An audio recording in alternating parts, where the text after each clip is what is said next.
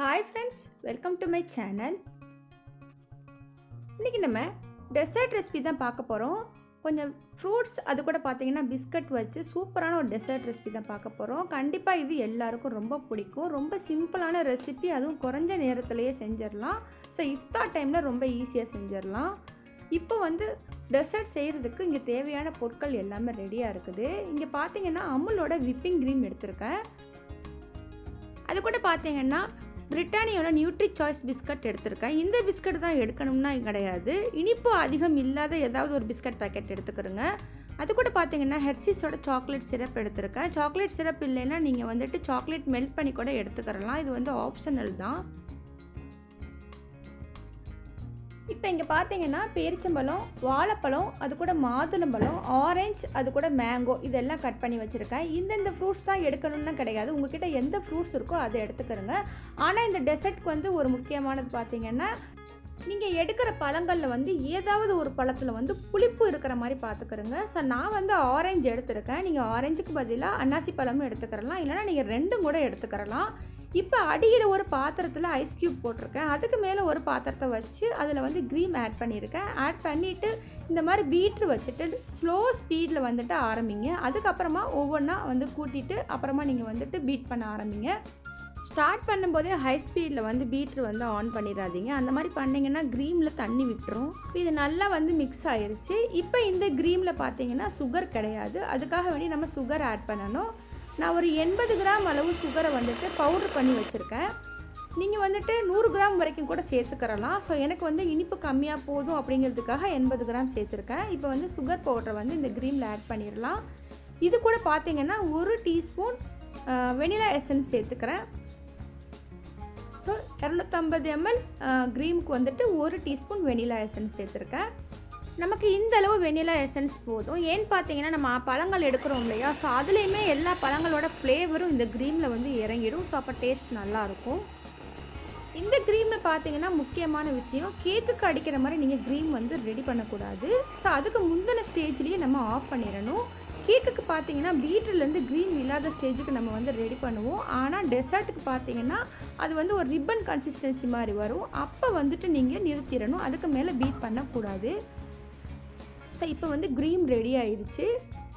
இப்போ நம்ம ஒரு பவுலில் டெசர்ட் ரெடி பண்ண ஆரம்பிச்சிடலாம். அது லேயர் கொடுக்கணும் இல்லையா, ஸோ அதுக்காக வேண்டி பார்த்தீங்கன்னா லேசான சூடான தண்ணியில் அதில் 2 ஸ்பூன் சுகரும் 1 டீஸ்பூன் இன்ஸ்டன்ட் காஃபி பவுடரும் மிக்ஸ் பண்ணி வச்சுருக்கேன். இப்போ இது நல்லா மிக்ஸ் ஆயிடுச்சு. இப்போ மேரி பிஸ்கட்டை இந்த காஃபி மிக்ஸில் டிப் பண்ணி லேயர் பண்ணணும். நீங்கள் 2 லேயர் வரைக்கும் கூட எடுத்துக்கிறலாம். நான் இன்றைக்கி 1 லேயர் தான் கொடுக்க போகிறேன்.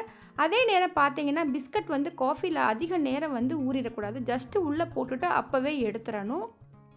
இப்போ பார்த்தீங்கன்னா இங்கே நான் காஃபியில் டிப் பண்ணுறேன் இல்லையா, அதுக்கு பதிலாக நீங்கள் வேறு ஏதாவது ஜூஸ் மாதிரி கூட எடுத்து டிப் பண்ணிக்கிறலாம். இப்போ 1 பை 1 இதை நம்ம செட் பண்ணிக்கிறலாம். இந்த டெசர்ட் ரெசிபி பார்த்தீங்கன்னா இஃப்தாருக்கு மட்டும் இல்லை, நம்ம எப்போவுமே குழந்தைங்களை ஃப்ரூட்ஸ் சாப்பிட வைக்கிறதுக்கு இது ஒரு நல்ல வழி. இந்த மாதிரி செஞ்சு கொடுக்கும்போது கண்டிப்பாக சாப்பிடுவாங்க. ஸோ கட் பண்ணி கொடுத்தா எப்போவுமே சாப்பிடவே மாட்டேங்கிறாங்க இல்லையா, ஸோ இந்த மாதிரி க்ரீமோடு மிக்ஸ் பண்ணி நம்ம கொடுக்கும்போது கண்டிப்பாக ஃப்ரூட்ஸ் சாப்பிடுவாங்க. இப்போ பார்த்தீங்கன்னா இந்த மாதிரி டிப் பண்ணி எடுத்தாச்சு. இதே மாதிரி எல்லாத்தையும் அரேஞ்ச் பண்ணிக்கிறலாம். இந்த மாதிரி உங்களுக்கு ஃபுல்லாக இல்லாமல் பாதி உடச்சிட்டு கூட அங்கங்கே கவர் பண்ணி எடுத்துக்கிறோங்க. இப்போ ஃபுல்லாக நான் பவுல் ஃபுல்லாக செட் பண்ணிட்டேன் பாருங்கள், ஒரு லேயர். இதுக்கப்புறம் பார்த்தீங்கன்னா நம்ம க்ரீம் ஆட் பண்ணிக்கிறலாம். முடிஞ்ச வரைக்கும் பார்த்தீங்கன்னா நீங்கள் இந்த டெசர்ட் பண்ணுறதுக்கு அமுலோட விப்பிங் க்ரீம் எடுத்துக்கிறோங்க. ஸோ நான் நிறைய வகை க்ரீமில் இந்த மாதிரி டெசர்ட் ரெடி பண்ணி பார்த்தேன். ஆனால் நல்ல டேஸ்ட்டாக இந்த அமுலோட விப்பிங் க்ரீமில் தான் நல்ல டேஸ்ட்டு கிடைக்குது. ஸோ கண்டிப்பாக நீங்கள் செஞ்சீங்கன்னா இது வாங்கி ட்ரை பண்ணுங்கள். இங்கே பழங்கள் கட் பண்ணி வச்சுருக்கோம் இல்லையா, அது கொஞ்சம் கொஞ்சமாக தூவ ஆரம்பிச்சிடலாம். இப்போ நான் இந்த ஃப்ரூட்ஸ் எடுத்துருக்கலாம், நீங்கள் இதுக்கு பதிலாக கிரேப்ஸ் எடுத்துக்கிறலாம். அப்புறம் பார்த்தீங்கன்னா ஸ்ட்ராபெரி எடுத்துக்கிறலாம். இப்போ பார்த்தீங்கன்னா மாம்பழம் சீசன் வருது இல்லையா, ஸோ மாம்பழம் எடுத்துக்கிறலாம். அந்த மாதிரி உங்களுக்கு பிடிச்சது எந்த ஃப்ரூட்ஸோ அதை எடுத்துக்கிறோங்க.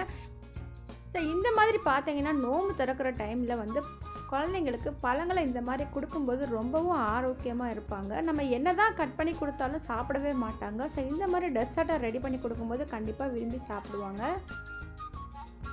ஃபஸ்ட்டு லேயர் க்ரீம் போடுறோம் இல்லையா, ஸோ அந்த க்ரீம் மட்டும் கொஞ்சம் அதிகமாக பார்த்துக்கிறங்க. இப்போ வந்து அந்த ஃப்ரூட்ஸ்க்கு மேலே போடுற க்ரீம் வந்து கொஞ்சம் கம்மியாகவே போட்டுக்கிறலாம். அப்போ தான் சாப்பிடும்போது ரொம்ப திகட்டாமல் இருக்கும். இப்போ எங்கள் ஃப்ரூட்ஸ் எல்லாம் கவர் பண்ணுற மாதிரி க்ரீமை வந்து ஃபுல்லாக ஸ்ப்ரெட் பண்ணி விட்டாச்சு. நான் வந்து இப்போ இதுக்கு மேலே வந்து பிஸ்கட்டை வந்து பொடி பண்ணி தூவி விடுறேன். அதுக்கு பதிலாக நீங்கள் வந்து நட்ஸு வந்து இருந்ததுன்னா அதை கூட நீங்கள் மிக்ஸி ஜாரில் போட்டு பல்ஸ் மோடில் போட்டு அந்த மாதிரி ஆக்கிட்டு இந்த மாதிரி தூவி விட்டுக்கிறலாம். ஸோ உங்கள் விருப்பம் தான். உங்கள் குழந்தைங்களுக்கு என்ன பிடிக்குமோ ஸோ அவங்களுக்கு பிடிச்ச மாதிரி மேலே வந்து கார்னிஷ் பண்ணி கொடுங்க. இது வந்து ஆப்ஷனல் தான். இப்போ நான் பார்த்தீங்கன்னா ஒரு பெரிய பவுலில் ரெடி பண்ணுறேன் இல்லையா, ஸோ அந்த மாதிரி இல்லாமல் சின்ன சின்ன கப்பில் வந்துட்டு இந்த மாதிரி அவங்களுக்கு பிடிச்ச மாதிரி பார்த்த உடனே கலர்ஃபுல்லாக இருக்கிற மாதிரி நீங்கள் கார்னிஷ் பண்ணி கொடுத்தீங்கன்னா கண்டிப்பாக பசங்க விரும்பி சாப்பிடுவாங்க. இந்த டெசர்ட் ரெடி பண்ணுறதுக்கு பார்த்தீங்கன்னா 10லேருந்து 15 நிமிஷம் தான் ஆகும். ஸோ டைம் எதுக்கு ஆகும்னு பார்த்தீங்கன்னா க்ரீம் ரெடி பண்ணுறதுக்கும் இந்த ஃப்ரூட்ஸ் வந்து கட் பண்ணி எடுக்கிறதுக்கும் தான். இது வந்து பார்த்தீங்கன்னா ஒரு 2 மணி நேரம் ஃப்ரீசரில் செட் பண்ணிவிட்டு நீங்கள் எடுத்து சாப்பிட்டீங்கன்னா டேஸ்ட் ரொம்பவே நல்லாயிருக்கும். அப்படி இல்லைனா நீங்கள் ஒரு 4 மணி நேரத்துக்கு முன்னாடியே ரெடி பண்ணி ஃப்ரிட்ஜில் வச்சும் சாப்பிட்லாம். ஸோ 2 வழியாக நீங்கள் இதை செட் பண்ணி சாப்பிட்லாம். இந்த டெசர்ட் பார்த்தீங்கன்னா எப்படி சாப்பிட்டா நல்லா இருக்குங்கிறத இந்த வீடியோவோட எண்டில் காமிச்சிருக்கேன். அதுக்கு முன்னாடி ஒரு விஷயம் சொல்லிக்கிறேன், ரொம்ப ஃப்ரீஸ் பண்ணி சாப்பிட்றாதீங்க. ஸோ அந்த அளவுக்கு டேஸ்ட் இருக்காது. இப்போ இதுக்கு மேலே பார்க்க கலர்ஃபுல்லாக இருக்கணுங்கிறதுக்காக மாதுளம்பழத்தை மேலே தூவி விட்டுக்கிறேன். அந்த மாதுளம்பழத்துக்கு மேலே ரெண்டு ஸ்லைஸ் மேங்கோவும் வைக்கிறேன். ஸோ இது எல்லாமே ஆப்ஷனல் தான். குழந்தைங்கள வந்துட்டு அவங்களுக்கு பிடிச்ச மாதிரி சாப்பிட வைக்கிறதுக்காக இதெல்லாம் சும்மா மேலே போடுறேன். இப்போ இதுக்கு மேலே வந்து பார்த்தீங்கன்னா ஹெர்ஷீஸோட நம்ம சாக்லேட் சிரப் எடுத்துருக்கோம் இல்லையா, ஸோ அதை வந்து மேலே வந்து ஊற்றிக்கிறலாம். ஸோ அதுவுமே ஆப்ஷனல் தான். அப்படின்னா நீங்கள் சாக்லேட்டை வந்து துருக்கி கூட மேலே போட்டுக்கிறலாம். கண்டிப்பாக இந்த ரெசிபி உங்களுக்கு பிடிச்சிருக்குன்னு நினைக்கிறேன். பிடிச்சிருந்தா லைக் பண்ணுங்கள், ஃபேமிலி அண்ட் ஃப்ரெண்ட்ஸுக்கு ஷேர் பண்ணுங்கள், மறக்காமல் கமெண்ட் பண்ணுங்கள். என்னோட சேனலை சப்ஸ்கிரைப் பண்ணாமல் பார்த்துக்கிட்டு இருக்கீங்கன்னா மறக்காமல் சப்ஸ்கிரைப் பண்ணிடுங்க. அப்படியே பக்கத்தில் உள்ள பெல் ஐக்கனை கிளிக் பண்ணுங்கள். அப்போ தான் நான் போடுற வீடியோக்கள் எல்லாம் உங்களுக்கு நோட்டிஃபிகேஷனாக வரும். என்னோட சேனலில் நிறைய ஸ்நாக்ஸ் ரெசிபி இருக்குது, பாருங்கள், செக் பண்ணுங்கள். பிடிச்சிருந்தாலும் ஃபேமிலி அண்ட் ஃப்ரெண்ட்ஸுக்கு ஷேர் பண்ணுங்கள். ரொம்பவே டேஸ்டியான எங்கள் டெசர்ட் ரெடி ஆகிடுச்சு. கண்டிப்பாக இஃப்தாருக்கு வந்து ட்ரை பண்ணி பாருங்கள். ஸோ இதுக்கு முன்னாடி இந்த மாதிரி ஒரு டெசர்ட் நீங்கள் ட்ரை பண்ணது என்னென்னா கண்டிப்பாக இந்த டைம் நீங்கள் ரெடி பண்ணி பாருங்கள். கண்டிப்பாக குட்டீஸ் வந்து விரும்பி சாப்பிடுவாங்க. 2 மணி நேரம் ஃப்ரீசரில் வந்து நான் டெசர்ட் செட் பண்ணியிருந்தேன். செட் பண்ணதுக்கு அப்புறம் பார்த்தீங்கன்னா இந்த மாதிரி ஒரு ஸ்டேஜில் இருக்குது. முடிஞ்ச வரைக்கும் இந்த மாதிரி ஒரு ஸ்டேஜில் சாப்பிடுங்க. ஃப்ரீசரில் வந்து அதிக நேரம் வச்சிட்டிங்கன்னா ஃப்ரூட்ஸ் வந்து ஹார்ட் ஆயிரும், அது ஃப்ரீஸ் ஆயிரும் இல்லையா, ஸோ சாப்பிடும்போது அந்த அளவுக்கு டேஸ்ட்டு தெரியாது. அதனால் முடிஞ்ச வரைக்கும் இந்த மாதிரி ட்ரை பண்ணுங்கள். ட்ரை பண்ணி பார்த்துட்டு உங்களோட கமெண்ட்ஸை எனக்கு ஷேர் பண்ணுங்கள்.